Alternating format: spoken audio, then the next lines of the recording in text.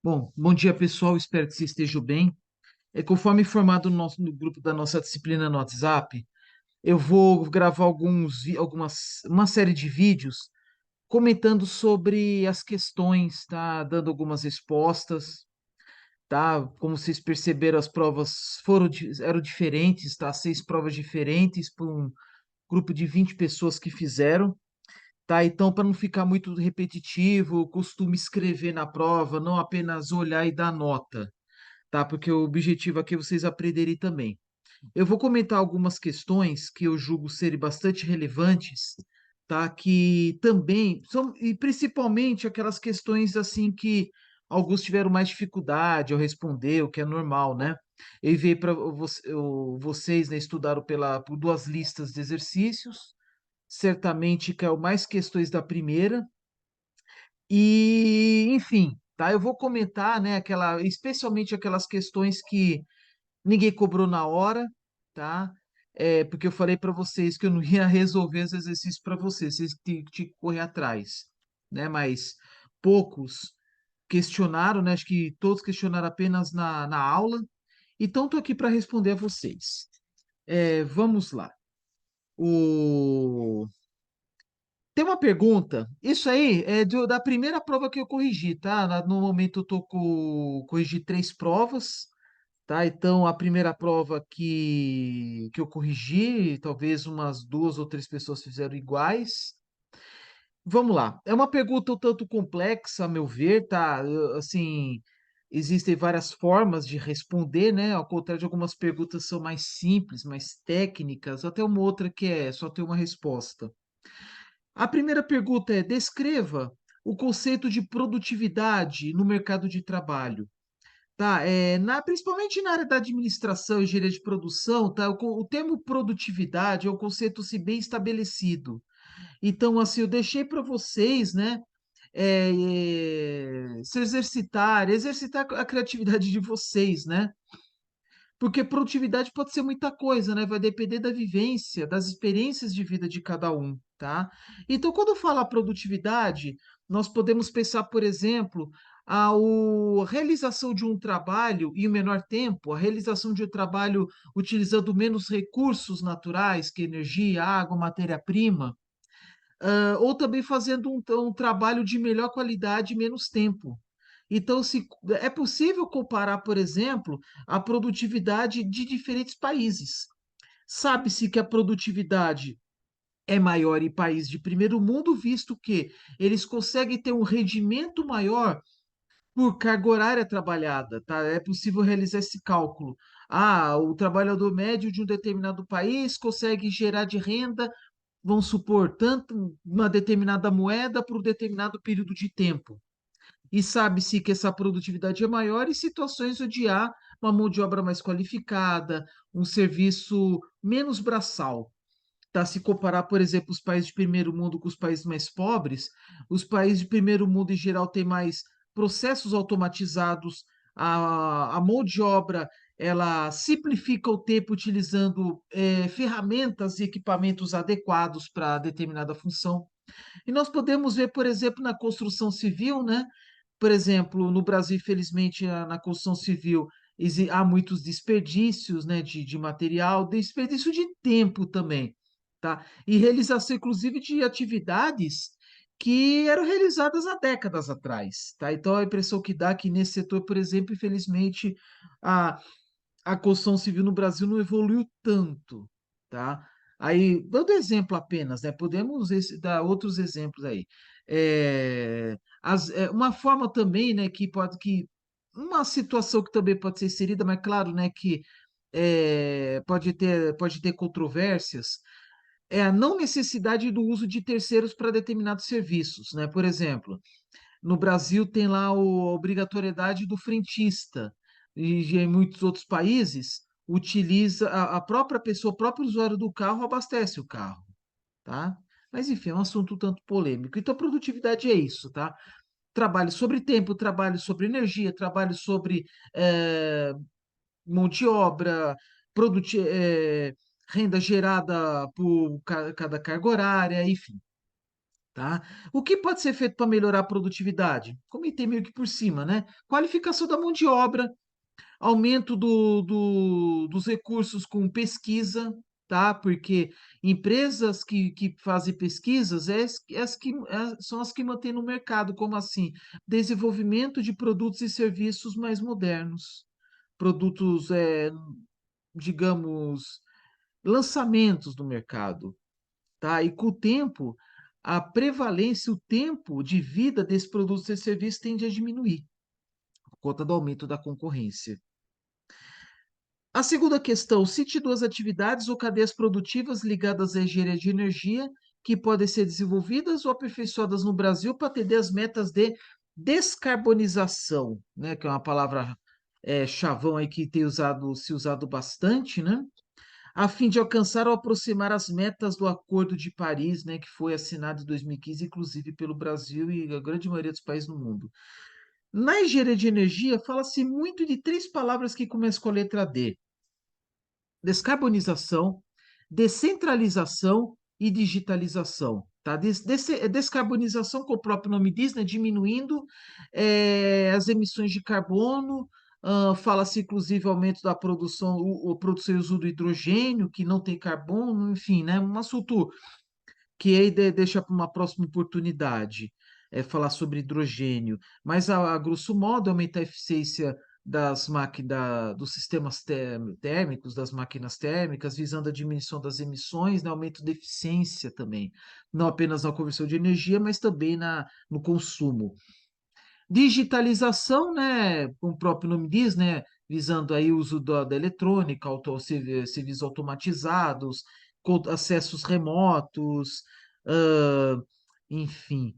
E como é que eu falei? Digitalização, descarbonização, descentralização, né? Por exemplo, energia descentralizada, que é a mesma coisa, desculpa, geração descentralizada, igual mesma coisa que geração distribuída, pensando aí nos módulos fotovoltaicos nos telhados das casas, dos serviços em geral, né? Então vamos lá, descentralização, digitalização e descarbonização, tá? Então tudo isso pode visar aí a alcançar ou aproximar as metas do Acordo de Paris, que é o acordo que não é o primeiro, né, visando a diminuição global aí de poluentes que podem causar diversos problemas à saúde e ao meio ambiente, como vocês sabem mais ou menos, né?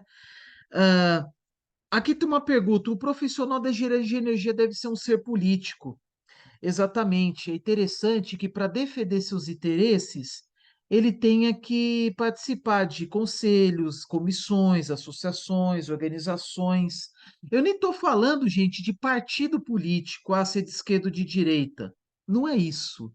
É participar de ações que visam defender seus interesses, né, desde que esses interesses sejam legais, sejam de bem comum, tá? Que sejam benéficos à população, à sociedade em geral, né? Não adianta participar de organizações criminosas, né? Não é isso que eu estou me referindo. E também organizações que visam beneficiar uns e prejudicar outros. Mas tem um que é muito importante, que vocês viram aí a palestra do professor Germano, que ele, inclusive, já assisti palestra dele. é, Desculpa, esqueci a palavra, eu já fiz isso uma vez, eu esqueci a palavra, mas protagonizando, tem uma palavra melhor que isso, palestra, né? Liderando, né? Enfim, não chega a se organizar, mas é liderar uma determinada palestra do Movimento Solar Livre, que é o movimento que visa defender, né, a geração distribuída lá em Brasília, né? Especialmente, né, acho que talvez mais de 99% da geração distribuída no Brasil seja fotovoltaica, tá? Então, assim, defender interesse, por exemplo, junto ao CREA, né, as atribuições, né, do engenheiro e da engenheira de energia, né, as atribuições, né, porque é natural que haja conflitos com outros engenheiros, né, como comentei isso na aula, e também defesa, por exemplo, do aumento da produção de biogás, que, embora devagar, está crescendo, né, visto aí que é um potencial enorme, né, uma quantidade enorme de matéria-prima que pode disponibilizar biogás, né? Para quem não sabe, se todo o biogás produzido no Brasil fosse convertido em biometano para depois ser usado em caminhões a diesel, o Brasil poderia economizar no mínimo um terço de óleo diesel. E quanto que o Brasil consome, né, de óleo diesel? Talvez lá uns 60 bilhões de litros por ano, mais ou menos, né? Então, pode reivindicar é, direito, né? A lei do direito, né? Melhor acesso junto aos órgãos públicos, aos políticos lá em Brasília, ou também em assembleias legislativas estaduais, câmaras de vereadores municipais, poder executivo em geral, a defender o acesso à energia. Podemos pensar aí também energia elétrica, inclusive voltada à população carente, aumento do acesso à geração renovável, melhoria da qualidade de energia, etc., né? Às vezes, né, ocorre conflitos também, por exemplo, com concessionárias de energia, tá? Então, enfim, né, por exemplo, setor fotovoltaico sempre tem lá seus atritos com as concessionárias de energia. Enfim, eu vou entrar aqui numa questão, tá? Eu vou pular algumas, são mais simples. Conceito de indústria 4.0, tá? Isso aí também fala-se muito na engenharia de produção, talvez na administração, economia. É o conceito assim que visa aumentar, né, a automação, aumentar, melhorar, né, a tecnologia, aperfeiçoar a tecnologia que tem, por exemplo, nas indústrias, né? Então, quando fala em 4.0, né, então tem lá o conceito de 1.0, 2.0, 3.0, né, até chegar a esse número. Então, assim, o que que seria uma indústria 4.0? Aumentar, né, a automação, melhoria, melhoria contínua, de aumento da qualificação dos colaboradores, mas, por exemplo, inserir inteligência artificial nas indústrias. Até comentei, né, antes da prova ontem, né, que, por exemplo, uma indústria mais moderna, né, ter lá um supervisório, lá várias telas, né, dezenas de telas, mas ter apenas uma pessoa ou duas. Por quê?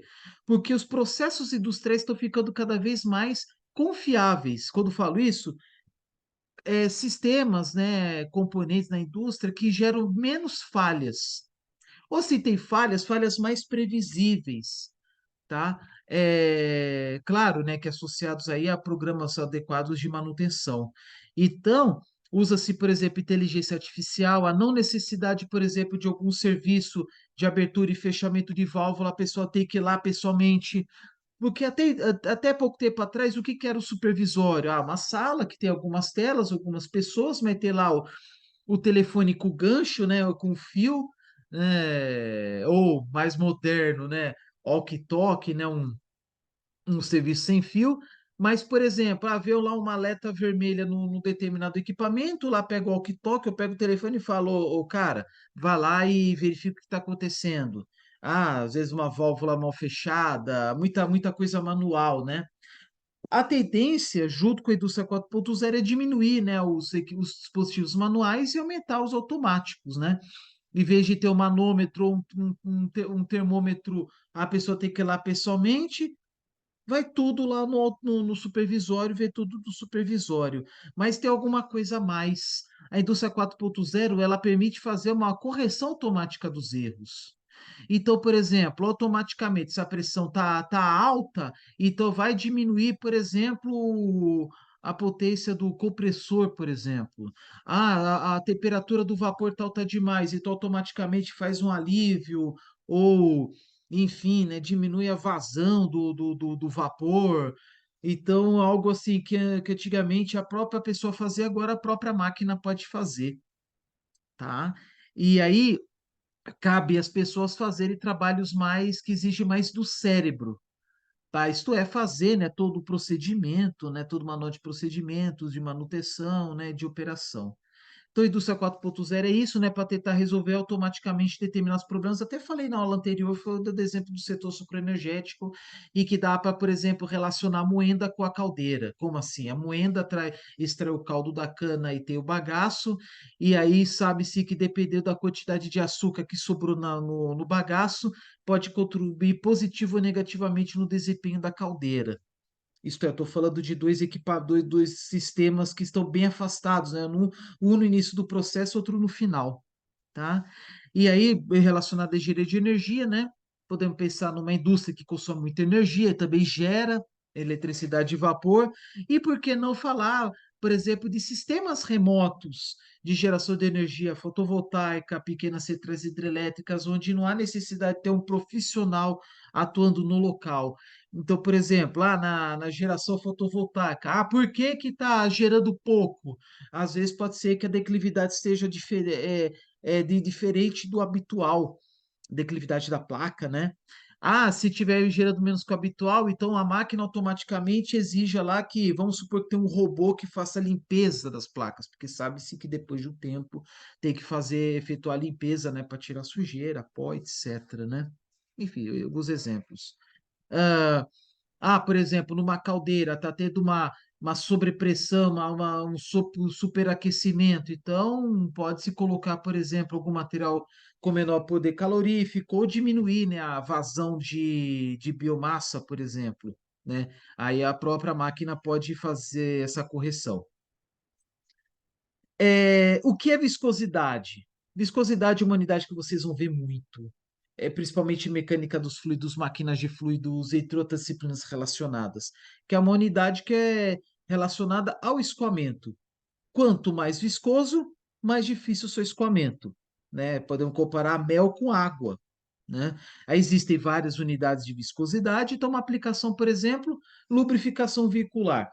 Tá, existem vários tipos de óleos lubrificantes, né? Várias especificações, né? Dependendo do carro, dependendo da motorização, e a diferença entre eles muitas vezes é a sua viscosidade, tá? É... tem uma aqui que eu pulei. O que acontece quando a corrente elétrica, quando o circuito elétrico tem associações em série e em paralelo? Podemos dar exemplo das pilhas de um brinquedo. Por exemplo, controle remoto, lá tem duas pilhas palito. Eu não sei, pode estar. Eu imagino que esteja em paralelo, mas enfim, pode estar em série também. Tem brinquedos, né, que certamente coloca-se pilhas em série, né, um à frente do outro. Aí é em série, né? Como também eu já tive brinquedo na infância, que era o quê? 6 pilhas grandes, três em série, duas linhas de três cada, 6 pilhas, três em série, e depois cada ramo, né, forma um paralelo com o outro. Quando se coloca pilhas, que é o quê? É um agente de acumulação de energia, ou quando se coloca módulos fotovoltaicos em série também, né, que é agente de conversão de energia, por consequência, geração de energia elétrica, quando se coloca em série, ele sempre aumenta a tensão, tá? Então, por exemplo, uma pilha, geralmente, né, de 1,5 volts, né, 1,5 volts. Se colocar 3 em série, então a tensão, voltagem, né, é igual a 4,5. Então, 1,5 vezes 3 quando estão em série. Quando estão paralelo, não.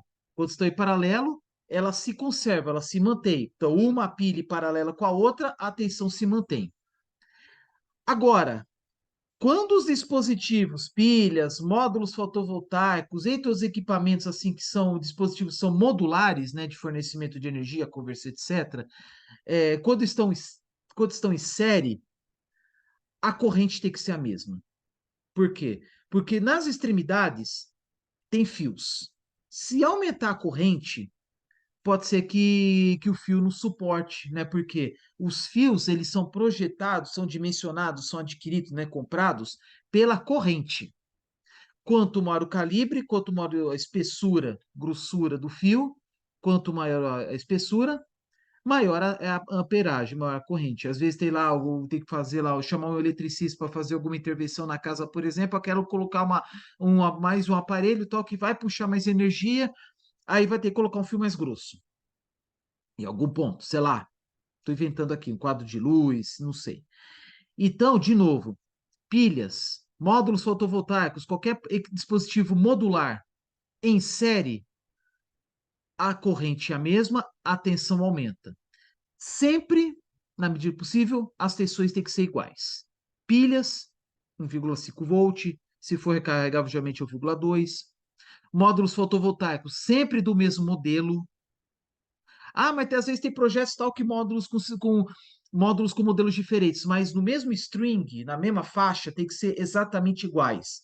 Mesma tensão nominal, mesma tensão de curto, corrente, etc. Né? Os professores da elétrica vão explicar para vocês depois aí o Áureo, tal, o Jenny, Mirko, Gerson e talvez o Orlando e o Mar também, tá? Que não são da engenharia elétrica, mas eles já deram aula de geração fotovoltaica em algum momento.